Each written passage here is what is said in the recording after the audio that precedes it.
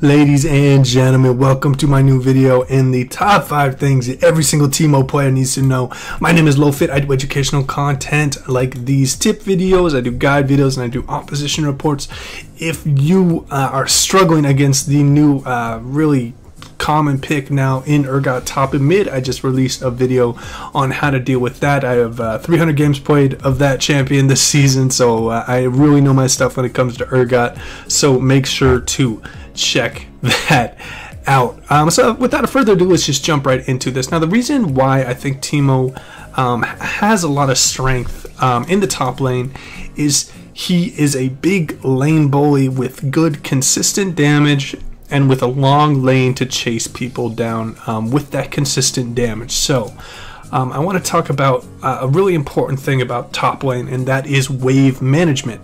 And the best way to push in towers to really help you get really good back timings is to utilize your passive as much as possible.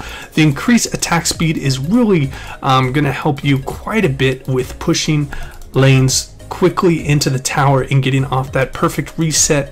It's really important with Teemo because a lot of players like to take ignite, so they're going to be lacking the utility of teleport to get back to a lane that was poorly pushed or had a bad timing, or you got pushed out really quickly. So please make sure to use this passive as much as possible. I know this is a very basic tip, but I do not see many Teemos when I was in low elo on my Smurfs use this whatsoever. So please make sure to use it. It's not going to be like an amazing difference, but it sometimes can be the break point between you getting that cannon minion and you not getting that cannon minion. So look to utilize that, and that will wrap up number 1. Alright, and without further ado, let's jump into number 2. Now I'm going to talk about some small things with mushrooms. I know this is going to be very quick. I know a lot of one-tricks are already going to know this about Teemo, but some low elo players might not. So with the mushroom bounce, you can actually aim it.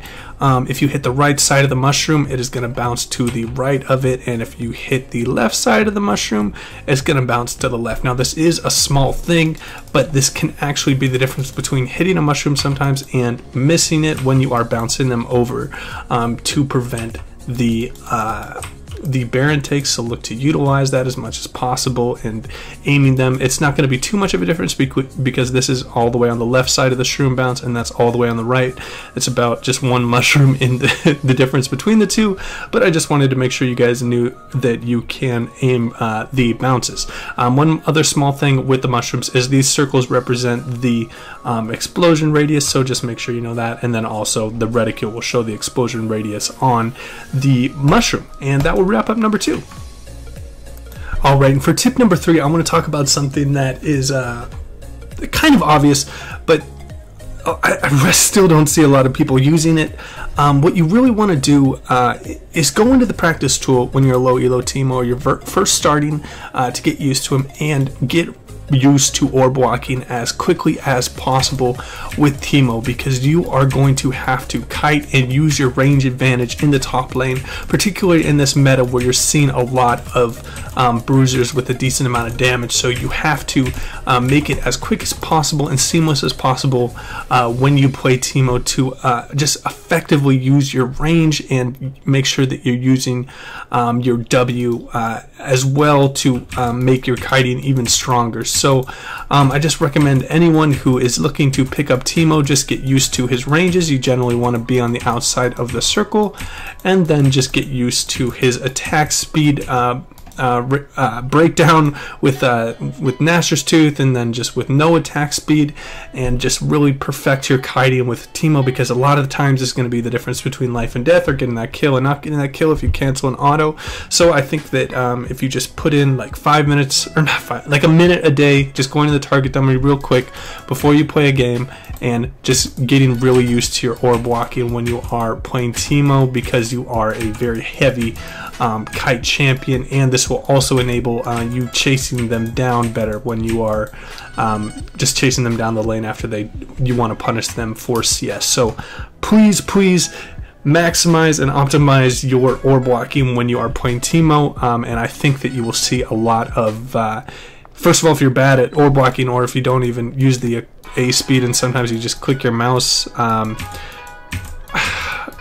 some people do it different ways, but I do think the attack move is going to be the best way to orb walk on Teemo. But okay, let's just wrap this tip up. It's kind of self-explanatory. Just try and do this a little bit and make sure that you are at 100% when you are getting into games, because I've seen so many Teemos screw up their combos, or they're not orb walking correctly, and I just it really makes me a sad player. So that will wrap up number 3.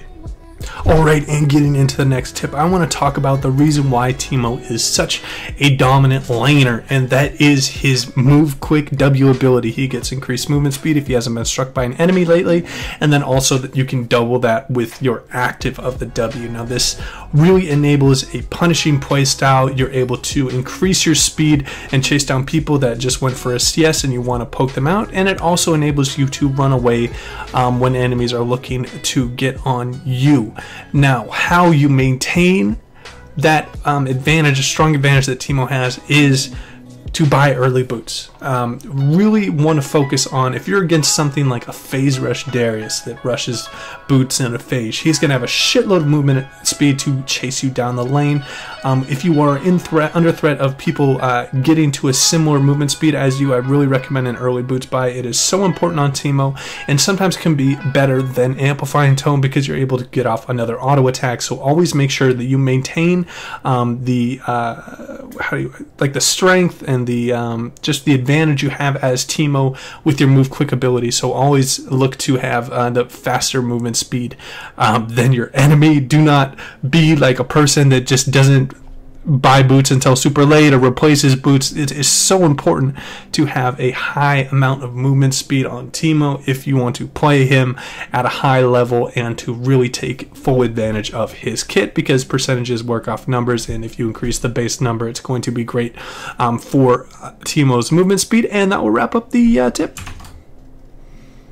Alright, and let's jump right into the last tip. I want to talk a bit about traps. I'm going to give you 3 different ones that you can look to start using.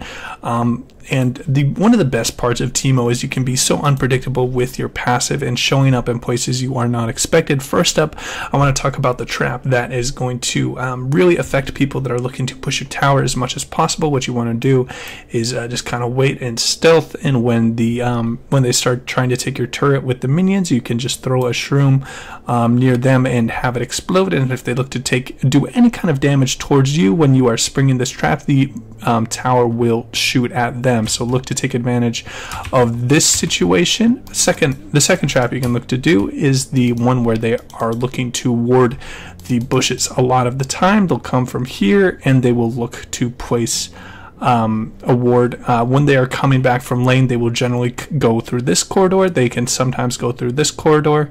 What you want to do is put the shrooms kind of in a position like this, probably not this one.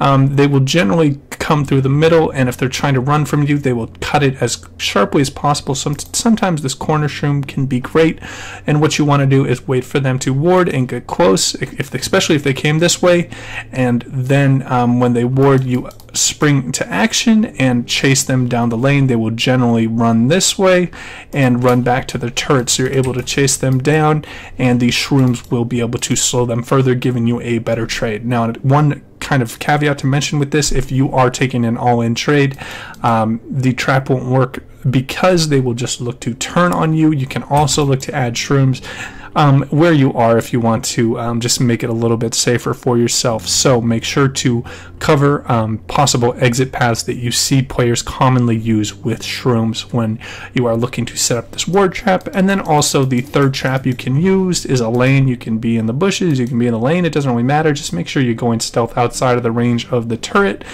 and wait for them to go up close and start autoing the minions and trying to take CS, and then you obviously just go and attack them. This is going to be very important, and again, that you are a little bit ahead and able to win the all-in fights, because you are putting yourself in a situation where you can get autoed by their minions if a wave is coming. This is great to further snowball your lead, and look to use your passive as much as possible to increase the snowball and show up in places where you are unexpected with beneficial situations for yourself. And that will wrap up the final tip. If you guys have any tips you would like to add, I'd love to hear what you have to say in the comments down below. If you enjoyed the content, please remember to like and subscribe. I'm open to all feedback and critique. If you guys have anything for me, I would love to hear it. Yeah, and I'll wrap up the video. You guys take it easy.